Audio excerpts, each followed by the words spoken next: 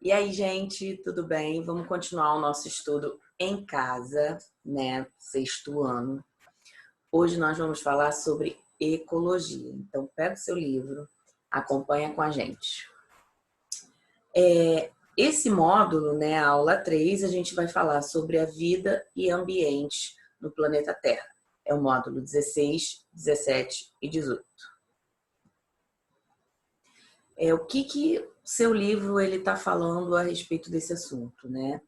Ele está falando sobre a vida e o ambiente. Inicialmente, ele está falando sobre a questão da cartografia, né? Como foi importante para nós, né? A gente conseguir se orientar a partir dos mapas, né? A elaboração desses mapas ajudou muito nós, seres humanos, a chegar nos lugares, melhorou o estudo científico também, que nós conseguimos nos orientar. Lembra da última aula que nós falamos sobre a deriva continental, né? Depois o seu livro dá uma introdução sobre a biogeografia, né?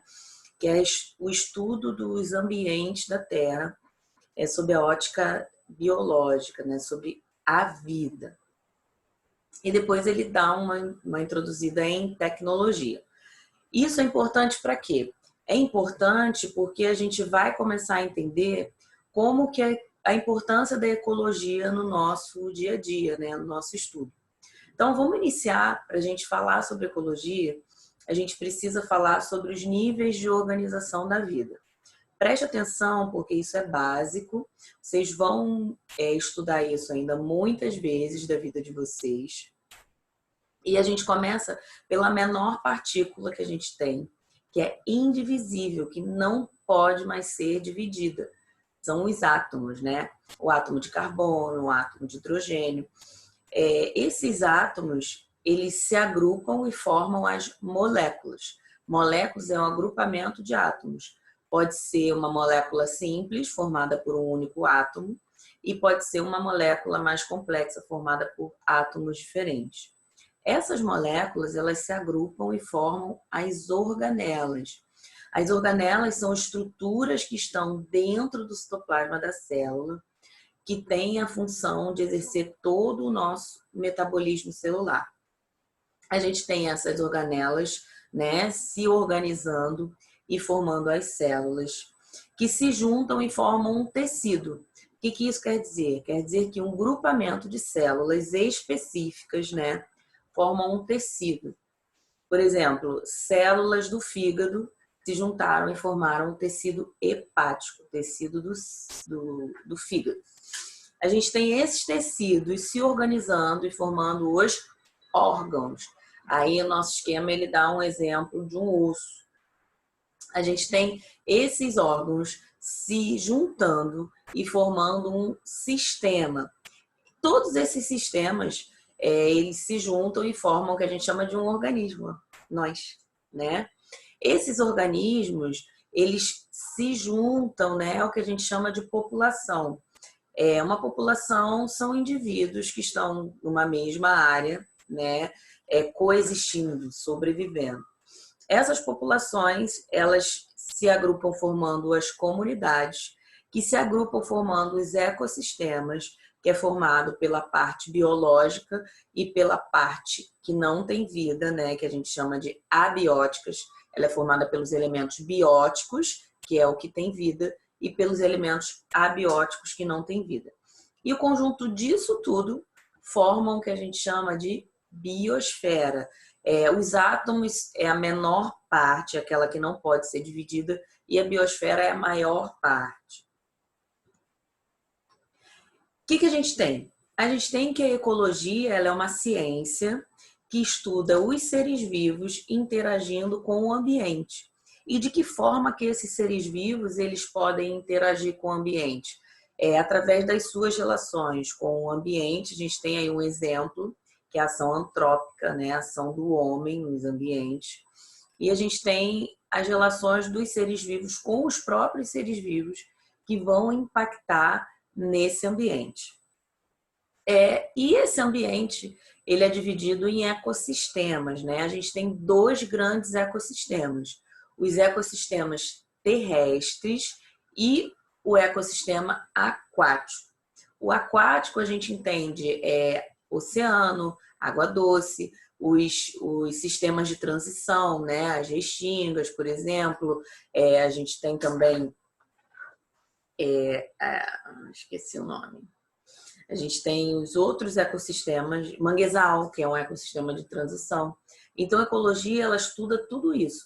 De que forma que os seres vivos eles estão impactando nesses ambientes que a gente está presente. A partir desse estudo da ecologia, a gente vai falar sobre os biomas, né? Ai, Renatinha, eu já vi os biomas em ecologia. Não tem problema. Você vai ver de novo, tá? Porque é isso que a gente faz o tempo todo, né? A gente vai repetindo, porque assim vocês vão fixando e vocês vão olhando, vocês vão tentando entender sobre uma ótica diferente.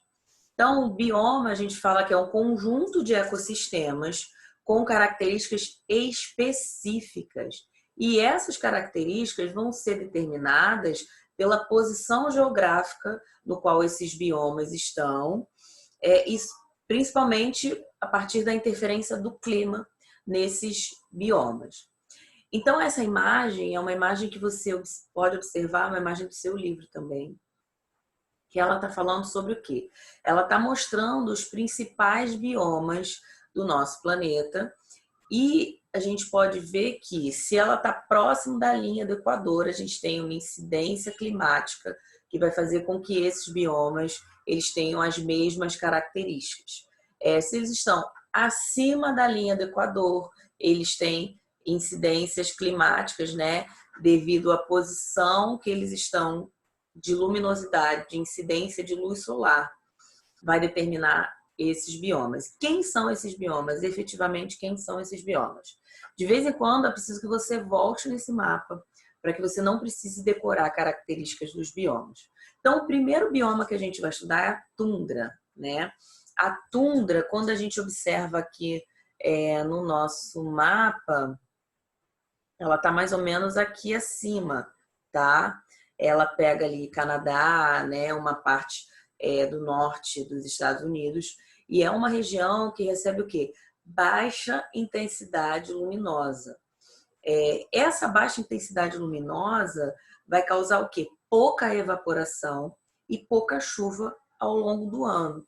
Como ela recebe pouca iluminação, a gente tem que o subsolo ele fica congelado.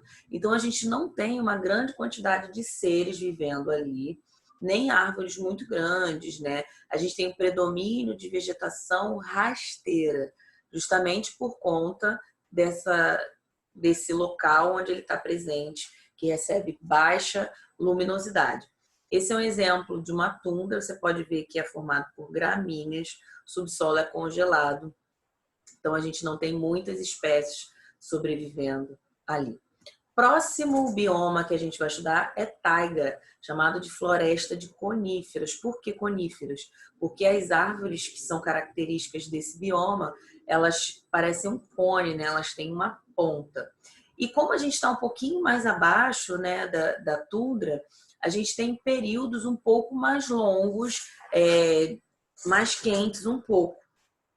Mas a gente ainda tem um solo muito encharcado, porque ele fica congelado boa parte do ano. E aí, quando a gente tem uma incidência maior de luz, esse solo, né, ele tende ao quê? Ele tende a descongelar e fica muito encharcado. Então, também é um tipo de bioma que nós não temos o quê? É uma grande diversidade de seres vivendo ali. A gente tem uma vegetação característica, que são as árvores coníferas, né? A gente não tem uma grande biodiversidade de espécies ali. Descendo um pouquinho mais, a gente tem a floresta temperada. Floresta temperada, o que nós temos? A gente tem chuva e energia solar em abundância, estações do ano bem definidas. Então, o inverno é uma estação seca e fria. E o verão é uma estação mais quente e úmida. Por isso a gente fala que ela é temperada, né? Ela tem momentos quentes e momentos frios. Aí a gente já começa a ter o quê? A gente já começa a ter uma vegetação mais colorida, tá?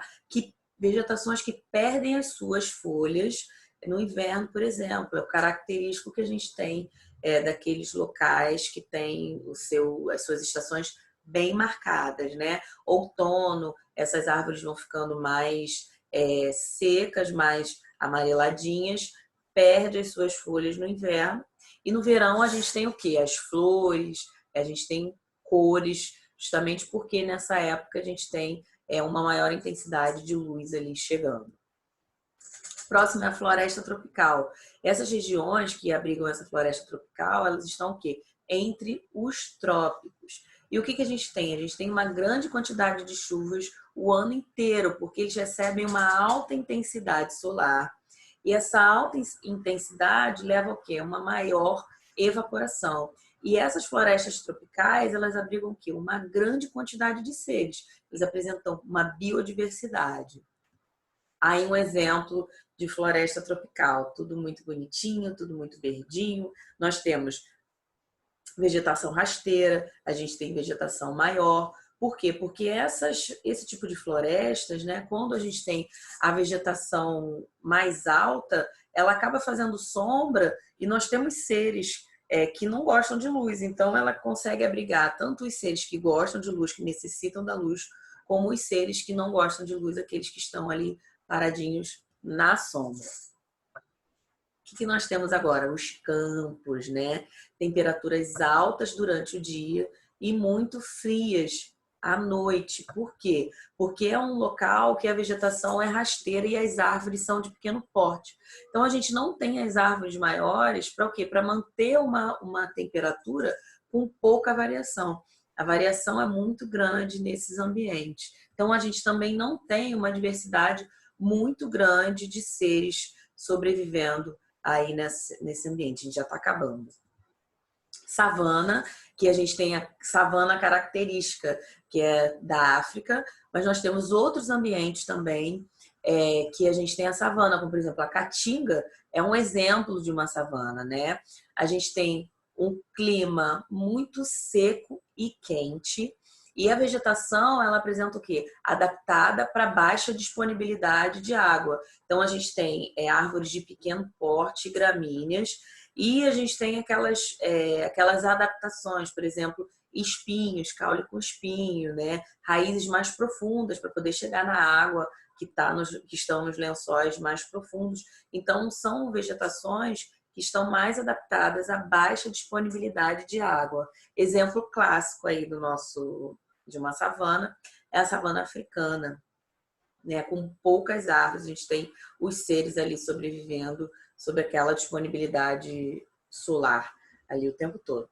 Bom, nossa próxima aula nós vamos falar sobre biomas brasileiros. Seu livro não fala muito sobre esse assunto, mas eu acho importante que a gente dê uma estudada melhor nesse assunto, embora esses biomas brasileiros eles estão incluídos nesses grandes biomas que nós estudamos. Tá bom? Um beijo para vocês, estou morrendo de saudade. Até a próxima.